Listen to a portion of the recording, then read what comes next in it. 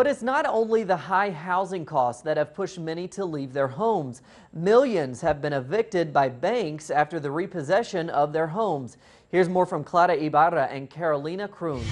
Today, 6 years after the financial crisis of 2008, the housing market still faces many challenges to recover. Household incomes are not rising as fast as home prices. Millions of people have been displaced, and many are still under threat of losing their homes. I realized the government itself, the newspapers itself, no one knew how many people had been evicted. Nobody bothered to count that number of people. And so, I started doing research, I started gathering information, and it emerged that 10 million people have been evicted throughout the housing crisis simply through bank-pursued foreclosures. It's as if 3 times of Uruguay, all of Uruguay, 3 times over has been evicted through this crisis. This is an incredible number of people. When the foreclosure crisis exploded, some of those 10 million people effectively organized themselves and created eviction blockades, forcing the banks to negotiate and sell back the houses to their owners at auction prices. But some others that were in fact displaced today face the consequences of abandoned houses in their community.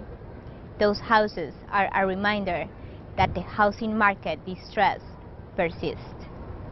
These owners of these properties are finding it hard to sell.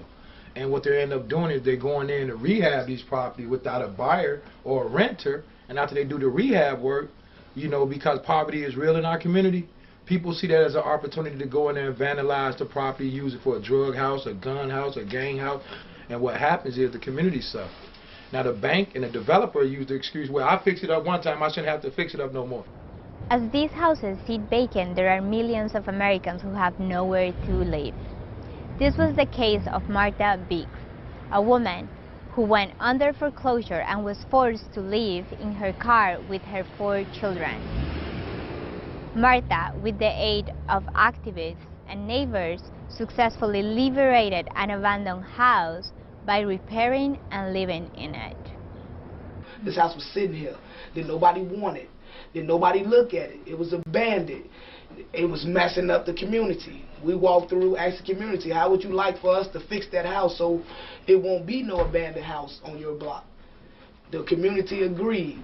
We fixed the house up, we came in, we rehabbed.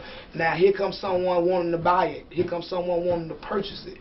Where were you when it was abandoned on the block, messing up the whole community?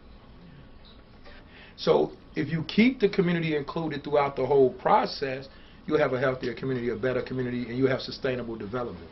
But right now, it don't make economic sense for the banks to try to fix up anything in our neighborhood. But clearly, because the community say they're at war with the banks right now. You don't push Big Mama out of her house. You don't push Grandmama out of her house. There's a war between us and the banks right now, and a war between us and the government. Nobody's helping us. And when we begin the process of helping ourselves, that's when they want to come in and take from us. So that's why the community's in an uproar right now. Experts predict it could take the next 20 years to recover the amount of money lost between 2005 and 2010 in the housing market alone.